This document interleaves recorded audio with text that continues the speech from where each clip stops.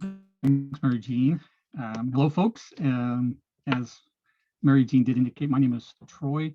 I am up here in north of Toronto, about almost 2 hours in Midland, Ontario, if any folks are familiar with that area. And I'm grateful to be here tonight to bring my perspective and experience in exploring meditation to folks here tonight. You're not hearing me? Okay, I see Ross putting his hands up. Oh, okay. Just want to make sure everyone's able to hear me. I wasn't sure.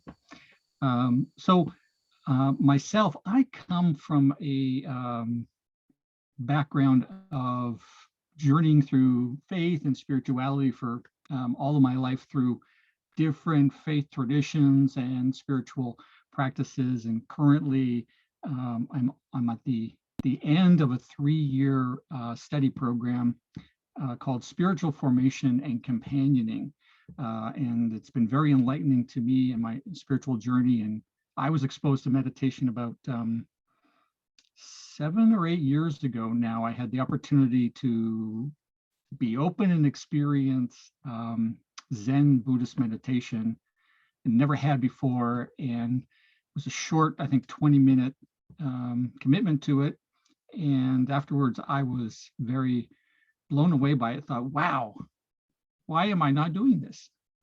And it became a practice that I adopted from time to time. So I bring that personal experience and perspective to you tonight, and not in any sort of scholarly or educated manner.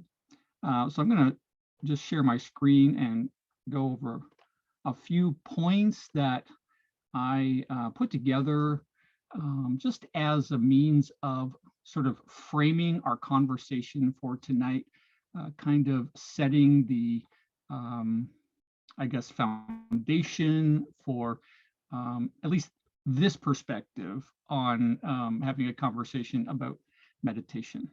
I hope my screen will advance as I need it to. There we go. So, meditation, what is it? And a lot of folks probably have asked that question, maybe still are asking that question. And what we know from my research and understanding, and it may be different from your understanding or perspective, but it covers a wide range of dissimilar practices in different traditions and across different cultures.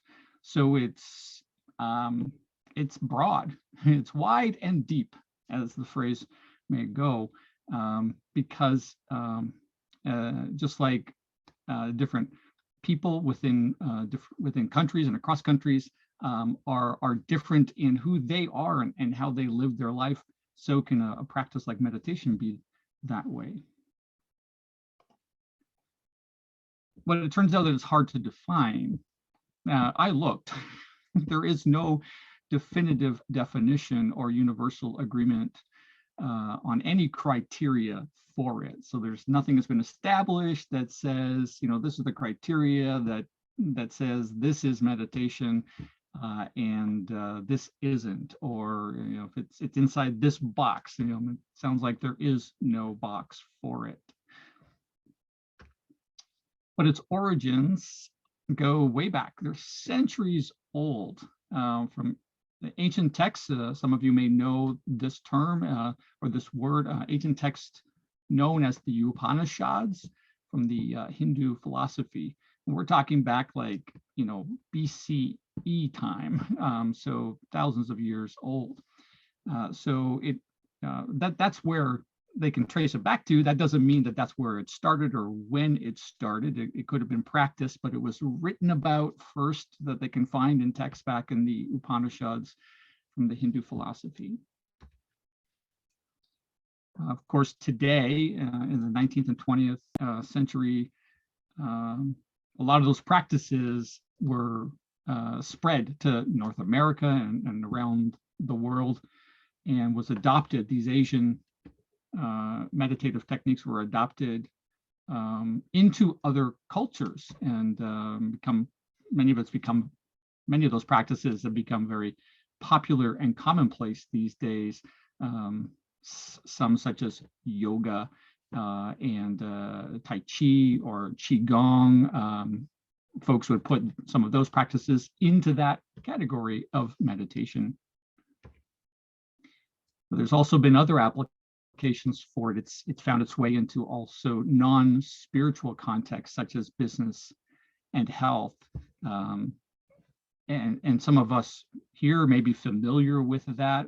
If there are certain practices that the businesses put into place, whether it's discernment or just brainstorming or think tanking, and the ways that they practice sort of centering and focusing on aspects that are outside of the spiritual context, but have applications in a business or health context.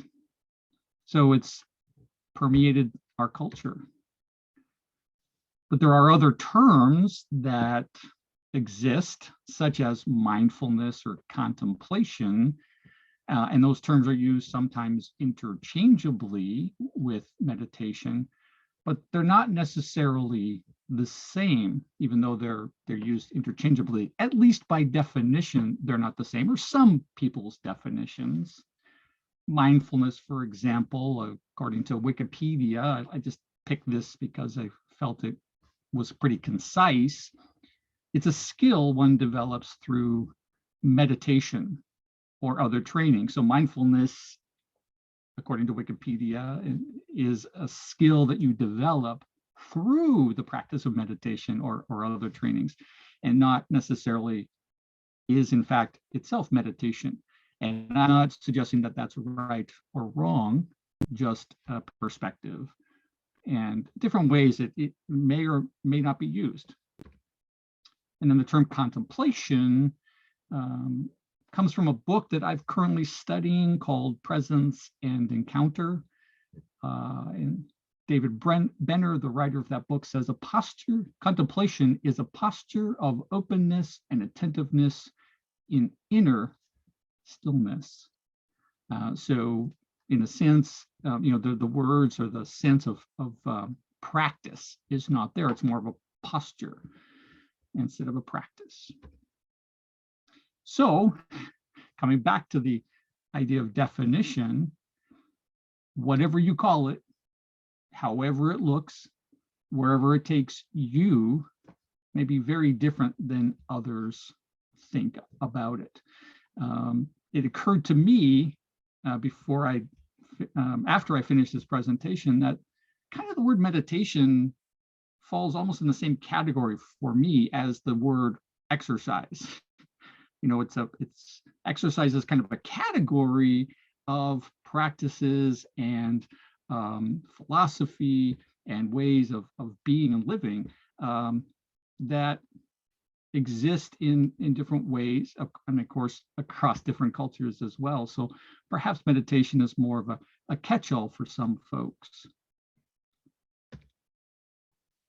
Speaking of practices, there are contemporary practices that some of us may be familiar with, where you do special things like sitting still, chanting a mantra, or focusing your attention. And these are more or less very mechanical practices.